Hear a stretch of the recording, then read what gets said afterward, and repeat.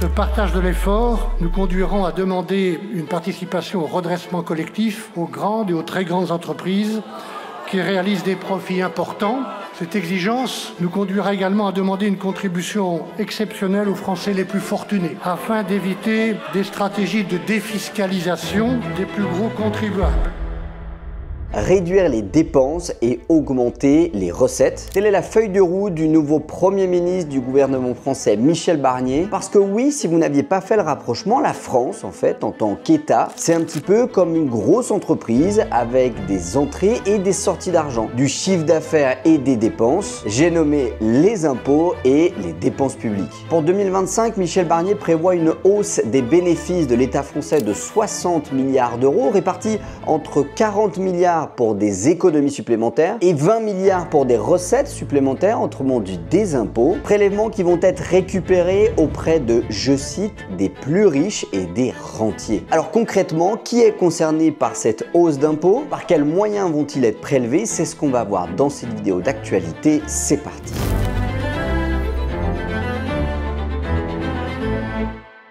Alors tout d'abord, pourquoi Michel Barnier, le nouveau Premier ministre des Français, a décidé d'orienter sa politique générale comme fil conducteur autour de l'économie et notamment sur cet objectif de réduire les dépenses et d'augmenter les recettes de l'État? Eh bien c'est tout simplement à cause de ça, l'augmentation massive depuis de nombreuses années de maintenant de la dette publique qui aujourd'hui a dépassé les 3 000 milliards d'euros et est en augmentation très importante, notamment depuis la crise du Covid-19 en 2020. Et quand on parle de dette publique, peu importe l'État, c'est ce que vous voyez sur ce graphique. On compare en général la quantité de dette qui est créée par rapport au PIB, le produit intérieur brut. C'est ce que produit toute la France, l'ensemble de ses habitants en une année. Et le problème, c'est que depuis le 4e trimestre 2023, eh bien la dette publique est supérieure à 110% du PIB national. Ce qui veut dire que même si l'ensemble des personnes résidant sur le sol français décidaient pendant un an de travailler 100% gratuitement et que l'ensemble des productions soient utilisées pour payer la dette, eh bien ça ne suffirait pas. Et on peut dire qu'il existe aujourd'hui une situation d'urgence économique autour de cette dette puisqu'on prend gentiment la trajectoire d'un État dont vous avez sûrement entendu parler, qui est la Grèce, qui a connu un destin tragique il y a de ça plus de 10 ans maintenant, avec une dette publique qui a battu des niveaux records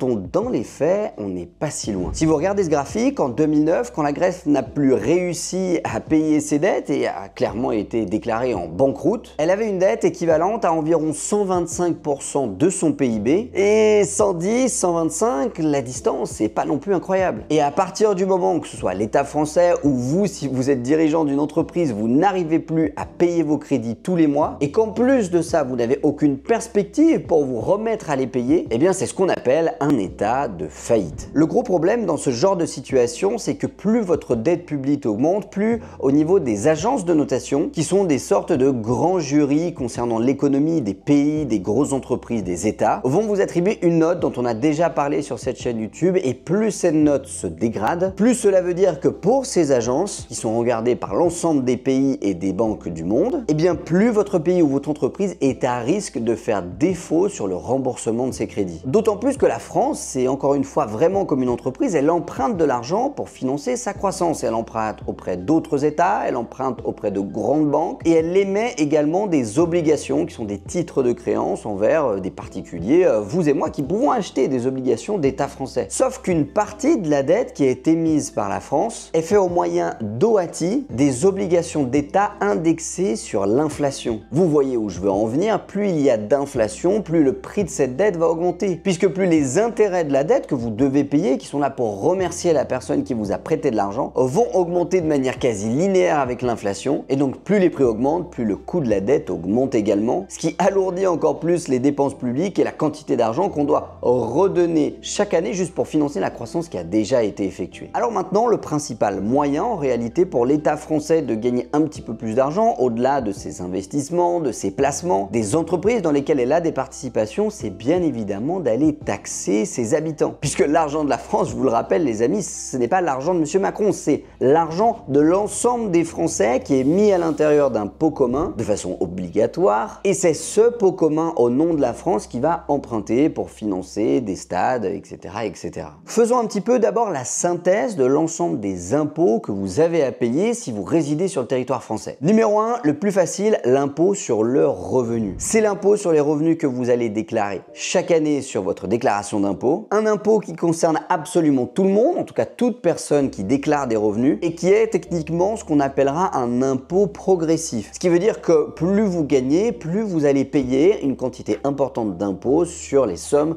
qui sont rentrées dans votre porte-monnaie. Voici un petit peu comment ça s'articule. Jusqu'à 11 294 €, donc moins de 1 000 € par mois, vous paierez 0% d'impôt sur le revenu. De 11 000 à 28 000 €, vous paierez 11% d'impôt sur tout ce que vous gagnez. De 28 000 à 82 000 € par an, vous paierez 30% sur l'ensemble de ce que vous gagnez. 41% jusqu'à 177 000 €. Et enfin 45% sur tout ce qui est au-delà de 177 106 €. Tout ça, retenez que ça évolue par tranche. Si vous gagnez 100 000 € par an, par exemple, vous allez payer 0 € d'impôt sur les premiers 11 000, 11% sur vos 11 000 jusqu'à 28 000, 30% jusqu'à vos 82 000 et 41% sur la somme entre 82 et 100 000 €. Point de confusion, souvent ici, quand on gagne 100 000 € par an, on ne paye pas 41% sur la totalité, mais bien sur la tranche qui correspond au volume de l'impôt. Cet impôt sur le revenu, il va concerner à la fois votre salaire, le bénéfice de votre entreprise si vous êtes en auto-entreprise, mais également vos revenus mobiliers et immobiliers venus de vos placements ou de votre immobilier que vous détenez en direct. Deuxième type d'impôt que peut vous prélever l'État français, l'impôt sur les plus-values immobilières, qui correspond en fait à l'addition d'un impôt sur le revenu et également de taxation sociale, qui vont donc être comptabilisés comme étant des prélèvements sociaux et pas vraiment de l'impôt. Pour ce qui est de ce prélèvement sur la marge que vous allez dégager en vendant un bien immobilier que vous possédez en direct, retenez que vous avez des tableaux d'abattement que vous trouverez juste ici, à la fois sur la partie impôt sur le revenu, à la fois sur les prélèvements sociaux, qui grosso merdo, plus vous détenez votre bien pendant longtemps, plus vous aurez accès à un abattement important, voire même 100% d'un abattement, ce qui veut dire que vous ne paierez aucun impôt sur la plus-value. Et également, cas particulier que vous connaissez bien évidemment par cœur en suivant cette chaîne YouTube, dans le cadre de votre résidence principale, si vous achetez, vous vivez dans votre bien et que vous décidez de le revendre, alors à ce moment-là, vous êtes exonéré d'impôt sur la plus-value. C'est une des niches qu'on utilise en tant qu'investisseur. On a ensuite un impôt qui concerne tout le monde, la TVA ou taxe sur la valeur ajoutée, en général égale à 20%, avec certains cas qu'on utilise dans l'immobilier quand on fait des travaux de rénovation énergétique. Par exemple, on peut baisser le taux de TVA que l'artisan va nous appliquer, mais dans la grande majorité des cas, sachez que sur tout ce que vous achetez, 20% du prix revient en fait à l'État via cette fameuse TVA qui n'est pas un impôt proportionnel, ce qui veut dire qu'il est exactement le même si vous gagnez 1 500 € par mois ou 15 000 € par mois. Viennent ensuite les impôts qui concernent les entreprises et les entrepreneurs, avec celui en tête de liste qui est l'impôt sur les sociétés, également appelé IS, qui est également un barème progressif avec deux tranches distinctes, 15% d'impôt sur tout ce que vous allez gagner jusqu'à 38 120 € de bénéfices, puis ensuite 25% au-delà. À une certaine période, ça a été réformé il y a quelques années. En fonction du chiffre d'affaires que vous aviez, le barème était légèrement différent. Aujourd'hui, il est unifié. C'est 25% d'impôt sur tout ce qui dépasse 38 120 € de bénéfices, que vous fassiez 1 milliard de chiffre d'affaires, 1 million ou 100 000. L'impôt sur les sociétés, c'est un des seuls impôts, en fin de compte, qui est optimisable. C'est d'ailleurs grâce à celui-ci qu'on peut faire ce qu'on appelle de l'optimisation fiscale, puisque c'est un impôt qui est non pas prélevé sur le chiffre d'affaires, c'est-à-dire sur tout ce que vous rentrez, mais bien sur le bénéfice, c'est-à-dire ce qui reste dans votre poche à la fin de l'année. La distinction entre les deux, c'est les charges qui peuvent être une voiture de fonction, un téléphone, des déplacements, et en fonction de la manière dont vous allez gérer votre fiscalité, une holding, pas de holding, de l'intégration fiscale, des déficits en achetant des bâtiments, tout ça va rentrer en compte dans le calcul. Je vous invite à vous rapprocher de votre expert comptable si le sujet vous intéresse, car c'est un des rares impôts qu'il est possible d'optimiser, d'amoindrir un petit peu, notamment via tout un tas de déductions assez complexes. On aura ensuite ce qu'on appelle la flat tax, ou le prélèvement forfaitaire unique, qui va concerner les sorties de dividendes. Si vous êtes actionnaire d'une société et que cette société a 100 000 € de résultats à la fin de l'année, vous détenez 50% des parts. Si vous décidez de vous verser ce capital, vous serez prélevé à hauteur de 30% sur les 50 000 € que vous allez vous verser. Et c'est un prélèvement qui concerne également vos revenus mobiliers si vous détenez une action, que vous la vendez, ou que si cette même action vous verse de dividendes, qui est équivalent au premier cas. Et enfin, pour les plus fortunés, depuis l'arrivée d'Emmanuel Macron au pouvoir, on a non plus l'impôt sur la fortune, mais bien l'impôt sur la fortune immobilière, qui est un taux applicable sur la valeur de votre patrimoine net, résidence principale incluse, dont vous êtes redevable à partir de 800 000 € de patrimoine net et pouvant aller de 0 jusqu'à 1,5% du montant de ce patrimoine si ce dernier excède les 10 millions d'euros de valorisation nette, ce qui veut dire que si vous avez 10 millions d'euros d'immobilier mais 5 millions d'euros de dettes à rembourser aux banques qui vous ont prêté, l'assiette imposable c'est bien 5 millions d'euros et encore il me semble qu'il y a des abattements supplémentaires qui peuvent être effectués. Renseignez-vous auprès d'un cabinet d'avocats si ça vous concerne. Maintenant qu'on a fait le tour de tous ces impôts, quelles sont les pistes concrètes évoquées par Michel Barnier et son gouvernement pour aller chercher 20 milliards d'euros supplémentaires dès l'année 2025? Numéro 1, et Michel Barnier l'a clairement dit dans son discours de politique générale, taxer les super profits et les très grosses entreprises. Les modalités ne sont pas encore définies, les personnes éligibles non plus. Michel Barnier a affirmé qu'il s'agirait d'un impôt exceptionnel et temporaire qui concernerait les entreprises réalisant plus de 1 milliard d'euros de chiffre d'affaires, ce qui concerne près d'une centaine d'entreprises à l'échelle nationale. Le taux, le moyen n'est pas encore clairement défini, mais la réflexion est en tout cas suffisamment avancée auprès du gouvernement pour le mettre en place dans les prochains mois. Deuxième piste évoquée par son gouvernement, augmenter les impôts sur les revenus les plus élevés. On parle bien ici d'impôts sur le revenu et notamment pour les personnes gagnant plus de 250 000 € par an, qui seront taxées plus que ce qu'elles étaient jusqu'à maintenant, avec deux moyens principaux dont le choix n'est pas encore établi et officiel. Le premier serait de mettre un taux plancher pour l'impôt sur le revenu. Par exemple, pour les personnes réalisant plus de 250 000 € sur leur fiche de revenus, eh bien, elles ne pourraient pas profiter des taux d'imposition faibles pour les premiers milliers d'euros qu'elles gagnent et elles commenceraient dès le premier euro à 20% d'impôt sur le revenu comme taux plancher, ce qui, vous l'avez compris, augmenterait drastiquement le volume d'impôt qu'elles vont payer et surtout les inciterait à gagner juste 249 000 € et non pas 251. La différence en termes d'impôt, je vous laisse faire le calcul à la maison, elle est colossale. Deuxième piste évoquée par certaines sources du gouvernement, c'est le retour de l'impôt sur la fortune et non pas uniquement le retour de l'impôt sur la fortune immobilière, puisque en général, quelqu'un qui gagne 250 000 € par an, il a des placements, il a un PEA, il a une assurance vie bien fournie et tout ça sont des poches d'argent qui étaient imposables à l'époque de l'impôt sur la fortune. Troisième piste, déjà évoquée par l'ancien gouvernement et qui risque d'être confirmée par celui de Michel Barnier, c'est la fin des avantages fiscaux liés au régime du LMNP dont on a déjà parlé sur cette chaîne YouTube et plus largement une restriction très forte en ce qui concerne la location courte durée avec des plateformes comme Airbnb ou Booking. Déjà, si vous résidez en région parisienne, vous n'avez plus le droit librement de louer votre logement en Airbnb.